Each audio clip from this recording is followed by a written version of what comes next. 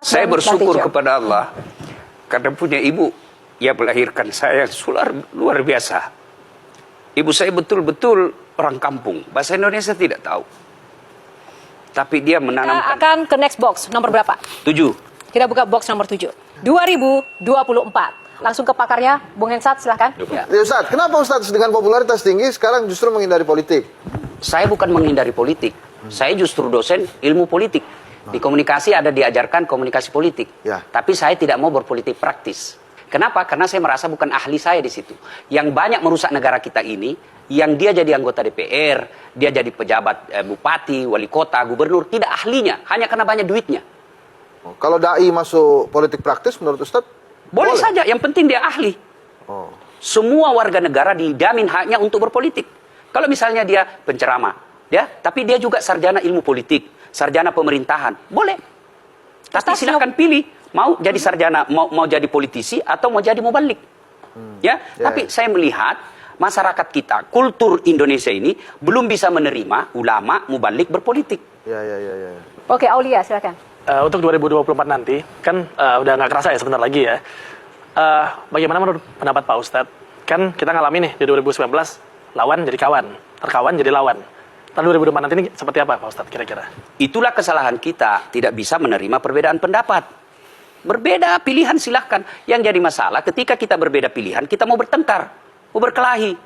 Silahkan pilih, tapi jangan bertengkar. Ustadz pernah di depan jemaah menyampaikan rumus mencari pemimpin. Jadi kata Ustadz bilang begini, memilih pemimpin bodoh itu adalah kesalahan. Tapi kalau mempertahankannya pun kebodohan juga. Itu Maksudnya jauh apa lebih itu? bodoh. Jauh lebih bodoh. Ya, artinya kan pemimpin itu biasa 2 periode. Ya. Oke lah, periode pertama kita salah. Kalau kita sudah tahu salah, lalu kita pilih kembali, ya kan? Tetapi kalau kita tidak senang kepada seseorang, jangan diburuk-burukkan. Cukup jangan pilih, selesai. Jadi apa hukumnya, Pak Ustadz, ketika janji calon legislatif atau calon pemimpin kepala daerah atau calon pemimpin Atau sudah pemimpin nih, disambung sama Bang Henry, ketika itu tidak ditepati atau dari awal memang diniatkan hanya untuk mengiming-imingi rakyat saja untuk mendapatkan suaranya? Apakah itu termasuk kebohongan Sudah jelas atau janji munafik, palsu? khianat namanya. Hukumnya? Haram. Jadi munafik itu kan kalau dia ngomong dia bohong, dipercaya dia khianat, diberi amanah dia tidak lakukan. Nah, tiga-tiganya dia sudah lakukan, bodoh kita kalau milih lagi. Baik, terima kasih. Yang baik dipertahankan, kalau nggak baik ya harus ada perubahan ya. Baik, box nomor berapa Ustaz? Nomor 8. Udah diperjelas-jelas gitu loh. Nomor 8, di balik nomor 8, kita buka julid plus 62. Nah, kita akan persilakan audiens untuk langsung bertanya pada Ustaz. Silakan. Bismillah, Assalamualaikum Ustaz. Waalaikumsalam warahmatullahi Ya, perkenalkan nama saya Rati Mustika. Saya dari mahasiswa Universitas Muhammadiyah Profesor Dr. Hamka atau disebut UHAMKA. Ya. Jadi saat saya ingin menanyakan terkait fenomena seorang istri yang ketika menikah dia berhijab atau memakai cadar. Tapi ketika dia bercerai dengan suaminya, dia melepas hijab atau cadar tersebut. Nah, kira-kira bagaimana tanggapan Ustadz dan apa hukumnya? Terima kasih. Yang pertama, cadar tidak wajib. Yang wajib itu seperti yang adik pakai. Cadar itu budaya umumnya di Timur Tengah. Kenapa? Konon kabarnya, 1 menghindari panas, 2 menghindari debu, ya kan? Tapi kalau mau pakai silahkan, tidak pakai tidak berarti berdosa. Nah, kemudian fenomena, kenapa sebelum menikah dia pakai jilbab, sudah menikah tetap pakai jilbab, kemudian bercerai dia buka jilbabnya? Ada kan fenomena seperti itu. Nah, itu berarti imannya longgar. Ketika sudah menikah mungkin dia menunjukkan kepada suaminya, ya saya makin hancur gara-gara kamu. Kan ada protes seperti itu. Tapi kalau dia lakukan seperti itu, 2 ruginya. Sudah janda, dapat dosa pula dengan memamerkan auratnya. Bisa juga dia buka auratnya, mungkin dia merasa saya lebih cantik tidak pakai jilbab. Jadi adik-adik sekalian ini karena masih mahasiswa, ya, kamu pilih jodoh itu kata Nabi 1, pilihlah karena kecantikannya. Cantik ini penting, ya, karena dia berhadapan kita 24 jam. Baru pulang dia lagi. Mau tidur dia lagi depan kita, mau makan dia lagi. Jadi kalau casingnya jelek, nanti cepat ganti casing.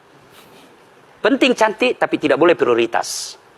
Ya, karena apalagi zaman sekarang, bisa dipermak itu muka kita. Yang kedua, keturunannya. Siapa anak? Tapi tidak boleh prioritas. Kenapa? Karena ada orang bapaknya Nabi, anaknya jadi pengkhianat, anaknya Nabi Nuh. Yang ketiga, kata Nabi, lihat kekayaannya. Islam tidak melarang milik materialistik, tidak. Tidak. Rasulullah menikah dengan Siti Khadijah itu, Khadijah kaya, orang paling kaya di Mekah waktu itu. Tapi tidak boleh materialistik. Nah, yang keempat, agamanya. Ibu-ibu di Makassar nanya, Ustadz, kenapa agama nomor 4? Sebenarnya jangan salah, agama betul nomor 4, tapi tidak titik sampai di situ, koma. Ada penegasan oleh Nabi, utamakan agamanya, karena dengan agama kau akan mendapat semuanya. Oke, baik. Terima kasih. Kita ke next box. Ada 2 box tersisa. Nomor berapa, Ustaz? Nomor 2. Nomor 2, kita buka box Panai. Nah, kita buka box Panai, Mas Ade, silakan. Ustadz, ketika Ustadz menikah, boleh tahu Ustadz berapa panainya Ustadz?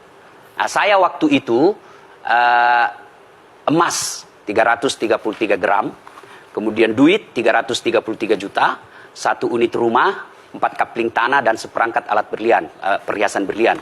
Syukurnya bukan semua saya yang ngurus. Sahabat-sahabat yang mampu, ada yang tanggung ini, akhirnya pada waktu itu saya menikah, boleh dikata duit saya tidak ada yang keluar.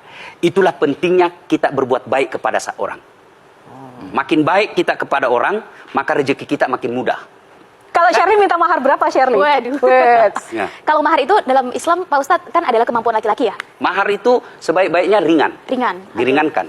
Tapi saya mau ke satu topik, Mbak, bahwa di balik laki-laki hebat itu kan biasanya ada perempuan-perempuan tangguh. Ya. Dan biasanya Oh, nggak setuju. Nggak setuju. Nggak Pak? dibalik, di samping. Oh, di samping. Di samping. Samping Iya. malah bukan balik. Iya, gimana? Benar. Tepuk tangan dulu buat Mbak Tejo dong. Gitu. Nah, biasanya minimal 2 perempuan ini adalah ibu dan istri. Ya. Pertanyaan saya adalah Mbah dan Pak Ustadz, jadi sebetulnya sosok Pak Ustadz yang kita lihat sekarang ini punya kedekatan seperti apa dengan sang ibu, dan istri itu punya kontribusi apa dalam membentuk Pak Ustadz yang sekarang dan Mbah Tejo yang sekarang? Ya, saya Untuk Pak Ustadz saya dan Mbah bersyukur Tejo. kepada Allah karena punya ibu yang melahirkan saya luar biasa. Ibu saya betul-betul orang kampung, bahasa Indonesia tidak tahu. Tapi dia menanamkan akhlak. Saya ingat ketika saya kecil, kalau saya disuruh ke tetangga, ibu saya pasti tanya, gimana adab anak saya tadi? Ibu saya ketika ditanya, istri bapak saya sudah wafat. Apa modal? Karena anak beliau banyak, tidak punya kekayaan, dia bilang apa? Saya urus anak saya, mudah-mudahan anak saya inilah menjadi kekayaan saya. Maka sebagai anak, jangan pernah rekening ibumu kosong. Sebagai anak, jangan pernah sembako di rumah ibumu kosong. Di rumahmu bisa saja sembakomu tidak ada, tapi jangan di rumah ibumu. Saya bisa begini bukan karena saya hebat, tapi karena ibu saya. Ridallah fi ridul walidain, suktillah fi suktil walidain. Ridanya Allah tergantung ridanya orang tuamu, murkanya Allah tergantung murkanya kedua orang tua. Baik, sedikit saja Mbak Tejo ingin menambahkan tadi pertanyaan untuk Mbak Tejo juga. Saya kira waktu itu keuntungnya kami sama agamanya, Ustadz. Ini sekalian. Kalau seandainya saya dan istriku sekarang beda agama, saya akan tetap menikahinya, walaupun emang nggak setuju. Karena bagi saya cinta lebih besar dari keyakinan. Dan saya berprinsip bahwa alam semesta ini diciptakan atas nama cinta. Ya. Pertanyaan saya justru, apa pendapat Ustadz? MA tidak mengakui pernikahan beda agama. Padahal negara harus melindungi rakyatnya. Gimana kalau ada orang yang bunuh diri karena cinta dan karena nggak diakui? Ya, mohon maaf Bang kalau kita berbeda. Kalau saya beda agama tidak bisa nikah. Karena salah satu tujuan hidup kita itu mencari ridha Allah. Saya hidup paling 70 tahun, syukur-syukur 80 tahun. Bagi orang beriman, ini dunia hanya sementara. Nah, kalau saya ikut nafsu misalnya ya, pendapat nafsu saya, yang penting saya cinta. Sampai seberapa lama cinta saya? Paling 70 tahun saya wafat.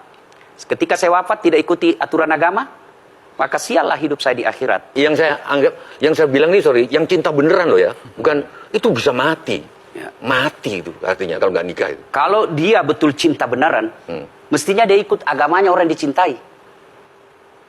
Iya juga, Mbak. Oke. Betul juga. Ya kan? Oke, baik. Terima kasih. Baik, Ustaz.